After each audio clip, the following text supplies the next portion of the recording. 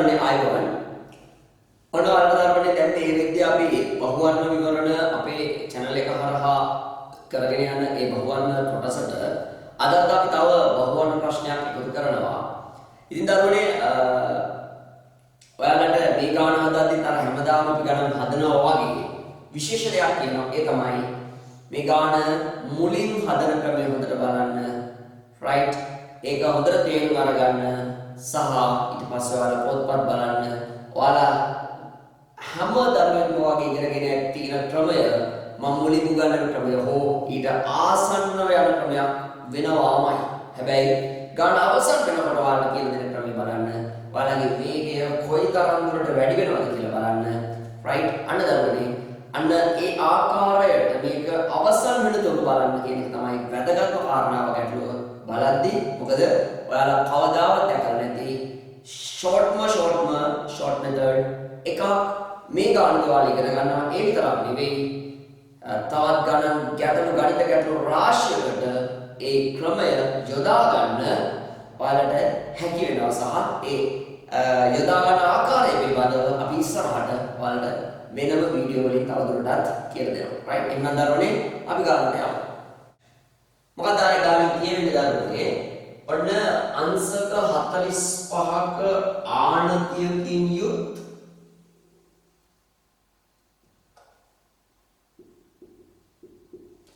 මෙන්න මේ ආනත තලයේ මුදුනේ සිට මුදුනේ තියලා නිදහස් කරනවා කියන වස්තුවක්. right. එතකොට මේක තලය පාමුලට පැමිණෙන ගමන කාලය ගැන කියන සුමට විට සහ රළු විට. right. මම රළු විට බලසටහන ඉස්සලා අඳින්නත් දරුවනේ. දැන් මෙයාගේ බර දිනානේ 15ට mg.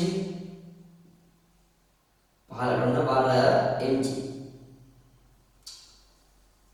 15ට මෙයාගේ බර mg. එතකොට දරුවනේ මෙන්න මේක අපි විභේදනය කරමු කෑලි දෙකකට. අංශක 45ක් නම් මේ කෝණය අංශක 45ක් නම් මේක මෙහෙම දික් කරගෙන එන්නකෝ.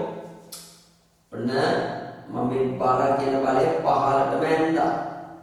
හරිද? මේක 45 නම් මේක 90ක් වෙනකොට මේක 45 නම් මේ කෝණයක් 45ක් නිසා මෙන්න මේ චූටි ත්‍රිකෝණයට ගියම මේක 90ක් වෙනකොට මෙන්න මේ කෝණය 45ක් වෙන නිසා මෙන්න මේක කියන්නේ අංශක 45ක් නේද? එතකොට මෙන්න මේ mg කියන බලය මේ පැත්තට විභජනය කරාම mg cos 45ක් වෙනවා. මේ පැත්තට විභජනය කරාම mg sin 45ක් වෙනවා. මෙන්න අභිලම්බ ප්‍රතික්‍රියාවම අදින්න. ඊට පස්සේ ඝර්ෂණයක් තියෙනවා නම් තියෙනෝනි මෙන්න මෙයා 15ට චලිත වෙනකොට මේ පැත්තට ඒකත් මම කොකටත් ඔහොම පෙන්නන්න. ඔන්න ඝර්ෂණ බලය. ඒතර මෙන්න මේ වස්තුව මත බල ටික ඔය විදිහට ඇඳගත්තා. ඇඳගෙන මුලින්ම ඔයාලට කරන්න තියෙන මොකක්ද දරුවනේ? මෙන්න මේ තලයට ලම්බකව තියෙන මේ බලයයි මෙන්න මේ පැත්තට තියෙන මේකයි එක සමාන කරන්න පුළුවන්. තලයට ලම්බක බල තුලණය කරන්න පුළුවන්.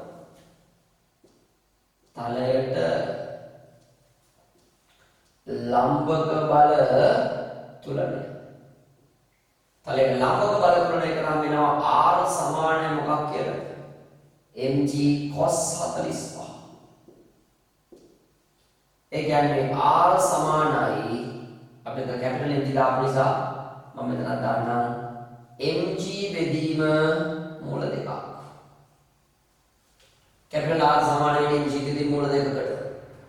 අනුදරුවනේ ඊට පස්සේ හරිද? දැන් එහෙමනම් ඊළඟට මෙන්න මේ පැත්තට තියෙන බලය F කියන එක හොයාගන්න පුළුවන් ඝර්ෂණ බලය F සමානයි μ r වලින්. ඝර්ෂණ බලය F සමානයි μ r නැත්නම් r වෙනකොට mg බෙදීම මූල දෙකක්. right? මම දැන් r කියලා දාන්නම්. right. ඊට පස්සේ දරුවනේ අන්න අපි දැන් දාමු මේකේ F සමානයි එන්නේ සුමට විට හොද. ඔන්න සුමට විට තලය සුමට විට F සමානයි එන්නේ දාමු. තලයේ දිගේ 15ට. F මොකද්ද ළමයි? තලයේ සුමට නම් ඝර්ෂණ බලය බිඳුවයි. එතකොට මෙන්න මේ පරේ සංරචකයේ මේ පැත්තට තියෙන එක මෙන්න මේක ඔස්සේ තියෙන එක mg නෙමෙයි mg sin 45. එනවා mg sin 45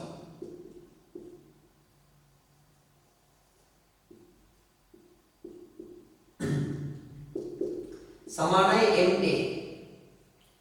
M10 කැපිලා කියලා දාගෙන එනවා ත්වරණය සමානයි G sin 45. ඒ කියන්නේ G බෙදීම මූල දෙක. ඔන්න එක. ඊට පස්සේ අපි බලමු ඵලය රළු විට. ඵලය රළු විට මේක පහළට f සමානයි මේ දැම්මොත්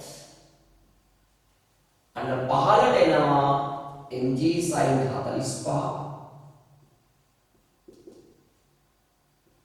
ඍණ f කියලා කියන්නේ මොකද්ද ඝර්ෂණ බලය. මම f වලට දාන්න දරන්නේ mu r. mu r එක සමාන එතකොට mg. තව පොඩ්ඩක් ඒක සුළු කරා. mg sin 45 කමන්නේ දැන් එහෙම දාමු. ඍණ එතකොට එනවා ඍණ mu r වෙනුවට mg කොහාර වුණ ගත්ත එක mg බෙදීම මූල දෙක. රයිට් මෙතන දාන්න නම් sin 45 වලට mg බෙදීම මූල දෙකම දාන්නම්.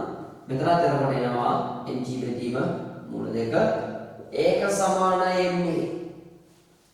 අනේ එතකොට දැන් මෙන්න mg කැපිලා mg කැපිලා ගිහිල්ලා එතන තොරණය මම මෙතන තොරණය a1 කියලා ගන්නවා දැන්. මෙතන තොරණය එතකොට එනවා a2 කියන තොරණය එනවා දැන් දෙකටම mg බෙදීම මූල දෙක පොදු නිසා මම ඒකත් එළියට ගන්නම්. mg බෙදීම මූල දෙක වාරයක් එක ඍණ මොකද්ද mu එක ඍණ mu.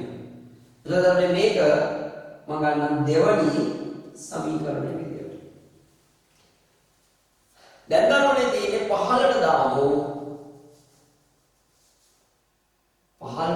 අපි s සමානයි u ගේ ධන භාගයයි dt වර්ගය.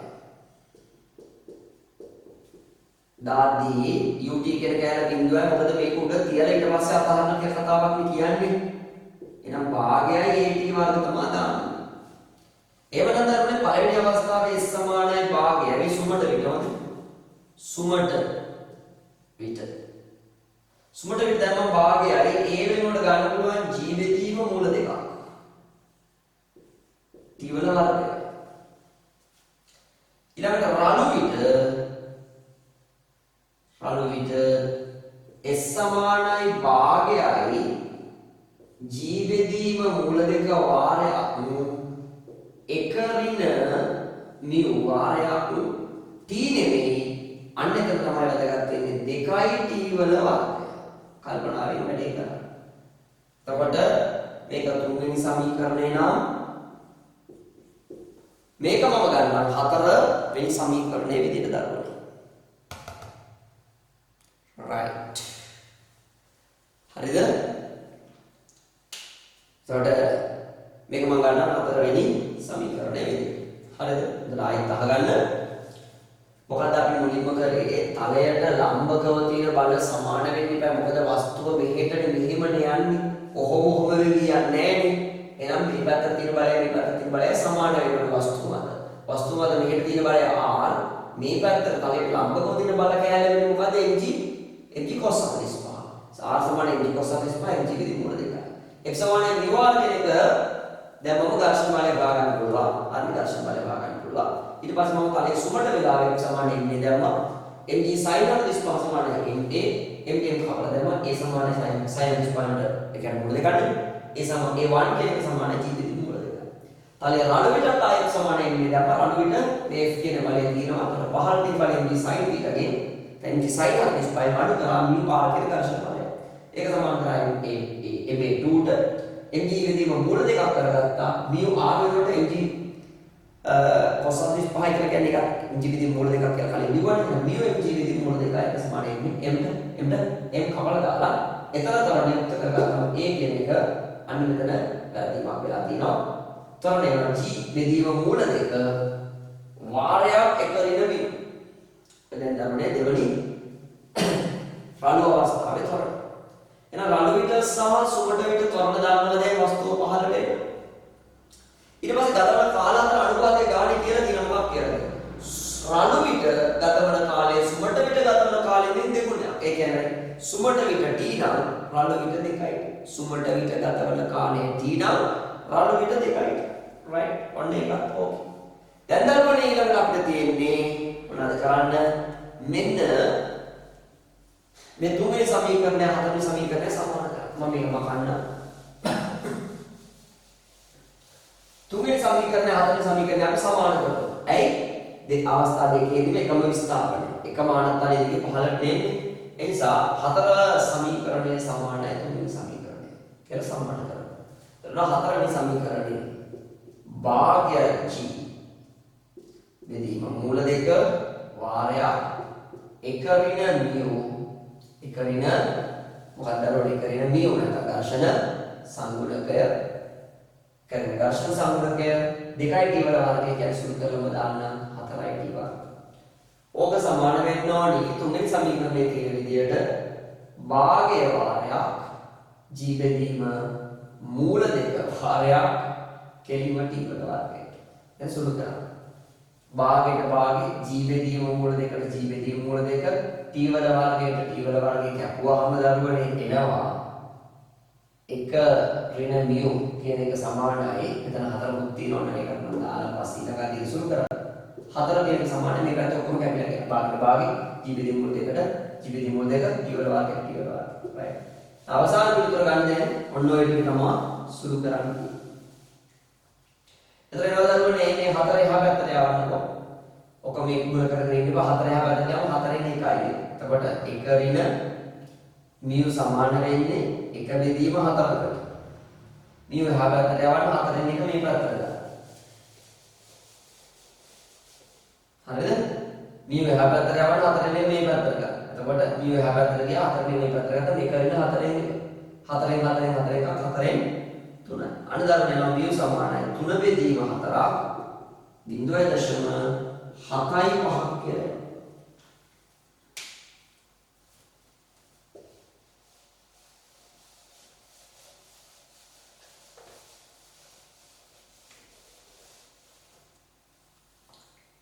මේ සමානයි 0.75 කියලා. ඒකට දරුවනේ ඔන්න ගැටලුව විසඳන මූලික ක්‍රමවේදය මතක් කරොත් තලයට ලම්බක බල තුලණය කරලා r සහ mg අතර සම්බන්ධය ගත්තා. ඊට පස්සේ x සමානයි μ r ඝර්ෂණ බලය සඳහා ප්‍රකාශනය කරගත්තා. ඊට පස්සේ මොකද කරේ දරුවනේ? අවස්ථා දෙකකම x සමානයි m දාලා ත්වරණ සඳහා ප්‍රකාශන ගත්තා. අවස්ථා දෙකකම s සමානයි u විතර භාගයේ t වර්ග කියන එක දාලා ඉවරලා ලැබෙන ප්‍රකාශන දෙක අරගෙන ඒකට අර ත්වරණය ආදේශ කරලා ඒ දෙක එකිනෙක සමාන. එච්චරයි. දැන් ඔකේ අපේ ඝර්ෂණ සම්බන්ධය හොයා ගන්න පුළුවන්. දැන් අපි බලමු දරුවනේ ඊළඟට කොහොමද මේ ගාන හදන කෙටි ක්‍රමය සහ මෙවැනි ගණන් සඳහා එය නැවත යොදන්න අපි මේ කෙටි ක්‍රමය යොදාගන්නේ කොහොමද කියන එක සලකලා බලන්න. right. අංශක 45කට අදාළව දරුවනේ හරිද?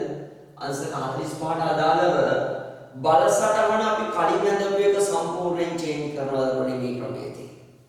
ඒ නිසා අංශක 45 ගානක තලයක ගණන් හදද්දී ඒක මත බල සටහන නිතරම මෙන්න මේ විදියට ඇඳ ගන්න පුරුදු වෙන්න. ඔයාලට මතකද මේ මුලින්ම අපි මුල්ම ගැටලුවේ කිව්වා r සමානයි mg cos 45. r කියන්නේ mg cos 45 සමාන නේ කරේ. දැන් මම අනිත් පැත්ත කරනවා එහෙනම්. මේ පැත්තේ mg cos 45 වලට r ගත්තා. මේ බල දෙක එක සමානයි. එහෙනම් මෙතන r නම් මෙතනත් r. ඒ වගේම මෙතන බල දෙක සමානව ඉස්සෙල්ලා ඔයාලට මතක ඇති. ඒක නිසා මෙයා r නම් මෙයා r වෙනකොට මේ දෙන්නත් සමානයි. සමාන බල දෙක සම්ප්‍රයුක්තය තමයි දෙක අතර හරියම ඇතිනේ. මේ කොණය 45 මේ කොණය 45. මේ කොණය 45යි සම්ප්‍රයුක්තය මෙහෙම සිරස්ු පහළට එන බල ටික අපි දන්නවා. මෙයා r නම් මෙයා r කියන ඉස්සෙල්ලා දෙක කරගත්තා. ඇයි? ආනත තලයට ලම්බක බල තුනනේ විය යුතුයි. ඒක නිසා මෙයා r නම් මෙයා r වෙන්න ඕනේ දරුවනේ.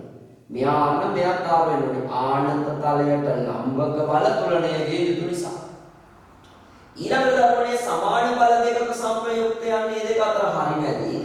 මෙතනදී බල යන්නේ සිරස්ව පහළට මෙහෙම. එතකොට කෝණ දෙක 45ක් වෙනවා. එහෙනම් අනිවාර්යයෙන්ම හරිය මැදින් තමයි බල ගිහිලා තියෙන්නේ. ඒ කියන්නේ මේ බල දෙක සමාන විය යුතුයි. එහෙනම් මේ කාරණා මේකත් අනාගත විදිය R දර්ශන බලය මේවා ඔක්කොම ඉවරයි ෂේ. දැන් ගේම් එක මෙහෙම කරනකොට අංගලා ගන්න පුළුවන්. දැන් ධර්ම දැනගන්න මෙච්චරයි. හොඳට බලන්න.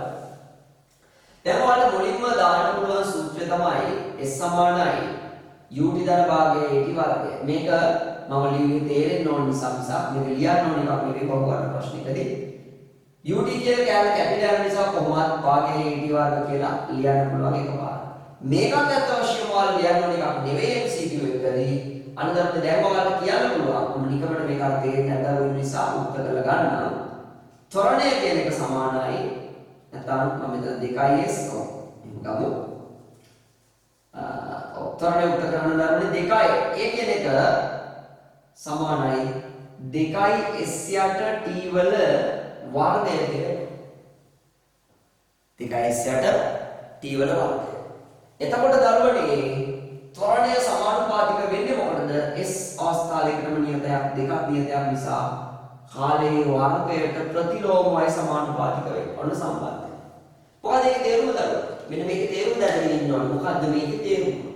මේකේ තේරුම තමයි කාලයන් අතර නෙමෙයි කාලයන් අතර වර්ගයේ අනුපාතයේ පරස්පරය ත්වරණ අතර අනුපාතයට සමානයි කියන එක. ඊළඟට දරුවනේ ත්වරණය කියන එක මොකටද සමානුපාතික? x සමානයි මේ වලට. මේ ඔක්කොම හිතේ කියන්න පුළුවන් ඒවා. අන්න දරුවනේ ත්වරණය සමානුපාතිකයි සංප්‍රයුක්ත බලයට. එහෙනම් ත්වරණය වෙන දාන්න පුළුවන් සංප්‍රයුක්ත බලය අන්න දරුවනේ නම් සංප්‍රයුක්ත බලය සමානුපාතික වෙන්නේ 1 යට t වල වර්ගයට. එහෙනම් මුලින්ම ඔය ස්ටෙප්ස් ගොඩක් වැඩක් නැති වවද මේක වැඩක් නෑ. මේකයි මේක අයි කරන්න පුළුවන් නම් තියන්න පුළුවන්. මේක වැඩක් නෑ. හරිනේ? ඕනනම් 1 2 3යි. ස්ටෙප් 3ක් ලිව්වා. දැන් දරුවනේ කියන්න පුළුවන් මොන අතර අනුපාතද මුලින්ම කාලයන් අතර අනුපාතය. සුමට විට රළු විට කියලා මම දාන්න. කාලයන් අතර අනුපාතය කියන්නේ 1ට 2යිනේ. කාලයන් වල වර්ග අතර අනුපාතය කියන්නේ දරුවනේ 1ට 4යිනේ. සංප්‍රයුක්ත බල අතර අනුපාතය කියලා බලන්න මේක දිහා බලලා ඔන්න ලියන්නත් පුළුවන්. හැබැයි පැත්තට වේල මෙතන අනුපාතය ලියාගන්න. සංප්‍රයුක්ත බල අතර අනුපාතය සුමට විට r නම් රළු විට r ඍණ μ r ඍණ μ r. එතකොට දරුවනේ r කාටා කැපිලා ගියාම එක ඍණ එකට එක ඍණ μ කියලා. දැන් ඔන්න එකට එක ඍණ μ. දැන් දරුවනේ මොනවද කරන්න තියෙන්නේ? මේ ආවේ කාලයක් මේ ආවේ කාලයන් වල වර්ග අතර අනුපාතය. කාලයන් වල වර්ග අතර අනුපාතය ඔක නම් හොඳට බලන්න සංප්‍රයුක්ත බල අතර අනුපාතය වෙන්නේ මොකද්ද? 4ට 1. ඒකේ පරස්පරයි. අන්න දරුවනේ දැන් සංප්‍රයුක්ත බල අතර අනුපාතය තව විදියකට කියන්න පුළුවනි. සුමට වෙලාවේ නම් r ට සුමට වෙලාවේ r අනු වෙලාවේ r නිවා 1ට 1 ඍණ μ. දැන් වැඩ ඉවරයි. මෙයාගෙන් මෙයා බෙදන්න මෙයාගෙන් මෙයා බෙදන්න. ඒව සමාන කරන්න පුළුවන්. එහෙම බැරි වෙයි ළමයි ඉන්නවනම් ඕනම වෙලාවක එකම අනුපාතය ආකාර දෙකකින් ලිව්වම දරුවනේ හරස් ගුණිත සමාන කරන්න පුළුවන්. එහෙනම් 1 ඍණ μ වාරයක් 4 සමාන වෙනවා 1කට. එහෙමනම් 1 ඍණ μ කියන එක සමානයි 1 බෙදීම 4කට. එහෙමනම් μ කියන එක සමානයි දරුවනේ එහා පැත්තට ගියා 4 නෙමෙයි මෙහා පැත්තට ගත්තා 3 බෙදීම 4කට. ඒ කියන්නේ 0.75කට. right. අර දරුවනේ එතනින් ඉවරයි. මම නැවත කියලා දෙන්නම්. මෙන්න එහෙමනම් මේක දිහා බලනකොට මම ඔයාලට කියන්න පුළුවන් දරුවනේ. අවස්ථා දෙකේදීම පහළට තියෙන සංප්‍රයුක්ත බල අතර අනුපාතය පළවෙනි අවස්ථාවේ r ට හරිද? දෙවෙනි අවස්ථාවේ r ට μ r කියලා කියන්නේ 1ට 1 ඍණ μ. හරිද? අවස්ථා දෙකේදීම එකව s තියෙන්නේ. අවස්ථා දෙකම s සමාන u විතර භාගයේ at වර්ග දැම්ම ඕන මුලින්ම ut කියන කැල බිඳුව භාගයේ at වර්ග කියලා දාගත්තා. ඊට පස්සේ a කියන එක 2s යට t වල වර්ගයට සමාන වුණා. එතකොට ත්වරණයේ සමානුපාතිකුනේ මොකක්ද දරුනේ? එකට t වල වර්ගයට. ත්වරණයේ සමානුපාතික වෙන්නේ එකට t වල වර්ගයට වගේ x සමාන m අනුව ත්වරණයේ සමානුපාතිකයේ සම්ප්‍රයුක්ත බලය නිසා අපිට ආයෙ යන්න පුළුවන් සම්ප්‍රයුක්ත බලය සමානුපාතිකයි එකට t වල වර්ගය. එහෙනම් t අතර අනුපාතය ගත්තා එකට දෙකක්. t වල වර්ග අතර අනුපාතයකට හතරක් නම් සම්ප්‍රයුක්ත බල අතර අනුපාතය සමාන වෙන්නේ කාලයේ වර්ගයන් අතර අනුපාතයට නෙමෙයි ඒවායේ පරස්පරය නිසා සම්ප්‍රයුක්ත බල අතර අනුපාතය 4ට එකක් කියලා වදරුවනේ. අන්න දැන් සම්ප්‍රයුක්ත බල අතර අනුපාතය 4ට එකක් නම් සම්ප්‍රයුක්ත බල අතර අනුපාතය 4ට එකක් නම් ආපහු සැරයක් සම්ප්‍රයුක්ත බල අතර අනුපාතය ලියන්න පුළුවන් r ඍණ μ r කියලා කියන්නේ මොකද්ද? 1ට 1 ඍණ μ කියන එක. අන්න ඒක සම්ප්‍රයුක්ත බල අතර අනුපාතය 1ට 1 ඍණ μ කියලා ලියුවා හරස් කුණු පාරක් දැන්. 1 ඍණ μ r 4 සමාන 1යි 4න් 2යි 1 ඍණ μ මෙහෙට ගත්තා 4න් 1 හැබැයි දැවුවා උත්තරේ නෝන 4න් 3ක් එක. එහෙනම් එතනින් ගාන අවසන් වෙනවා. ඊළඟට අපි තවත් මේ වගේ right කෙටි ක්‍රම සහිතව මේ බහුවර්ණ විවරණය වාට වෙනම එකක් විදිහට තමයි අපේ channel එකේ දාලා තියෙන්නේ. වෙනම playlist එකක් විදිහට දෙකේ ඉස්සරහට තව එක දිගට එකතු වෙනවා දරුවනේ. කෙටි ක්‍රම වාලට භෞතික විද්‍යාවේදී භාවිතා කරන්න පුළුවන් කෙටිම කෙටි හැම පාඩමකම තියෙන short methods එකින් එක ඉදිරියට අරන් යනවා. ඉතින් මේවා ඇත්තටම සමහර අපේ සමහර දරුවෝ ඒ වගේම සමහර ගුරුවරු අපිට කියපු දේ තමයි මේක මේ දේවල් අවුට් කරන්න එපා කියන එක. සමහර methods ඉතින් මම මුල්ම වීඩියෝ වලත් කියලා ඇති මේවා ඉවරයක් වෙන්නේ නැහැ දරුවෝ. right ඉවරයක් වෙන methods නෙවෙයි. ගලාගෙන කොච්චර අවුරුදු ගාණක් කරත් අවසන් කරන්න බෑ. ඒ නිසා නවත්තන්න යනකොට ඔයාලට දිගින් දිගටම කෙටියෙන් ගැටළු විසඳන ක්‍රම ඉස්සරහට දිගින් දිගට බලවා ගන්න පුළුවන්. ඔයාලා ඒ සඳහා channel එක subscribe කරලා තිබ්බම ඒක ප්‍රමාණවත් වෙනවා. ඔයාලට වීඩියෝ එක ඔයාලා ගාවට ලැබෙනවා. ඉතින් දරුවනේ ඉස්සර එක දැනකට විතරක් එක දරුවෝ කොටසකට විතරයි අපිට අතර මේ methods දෙන්න පුළුවන් උනේ.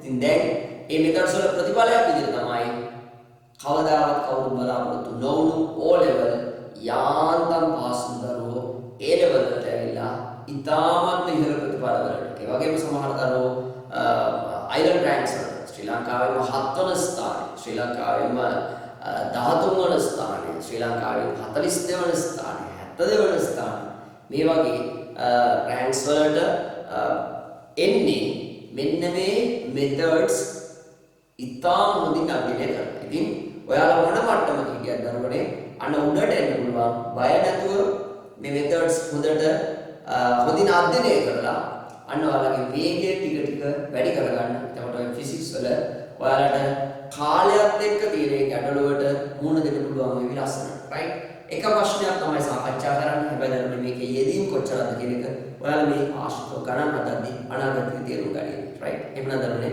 ආයෙත්